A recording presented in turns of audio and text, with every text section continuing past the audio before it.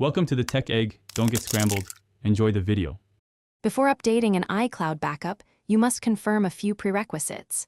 You need an Apple ID and at least 5 GB of free iCloud storage. Connect the iPhone to a trusted Wi-Fi network for reliable transfer speeds. Plug into power or have at least 50% battery to avoid interruptions. Confirm your device runs a recent iOS version to support the latest backup features. Lock screen and leave the phone idle. To update your iCloud backup, manually open Settings and tap your Apple ID at the top. Next, tap iCloud, then scroll to iCloud Backup and tap to open Backup Controls.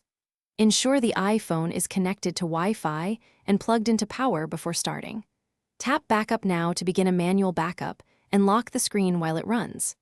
Expect the process to take between 5 and 30 minutes depending on your backup size and internet speed. After updating a backup, you may need to manage storage within iCloud settings. Tap Manage Storage under iCloud to view or delete device backups and free space. If you need more capacity, consider upgrading to 50 GB, 200 GB, or 2 TB storage plans. iCloud backups are encrypted and can include health and home kit data when enabled.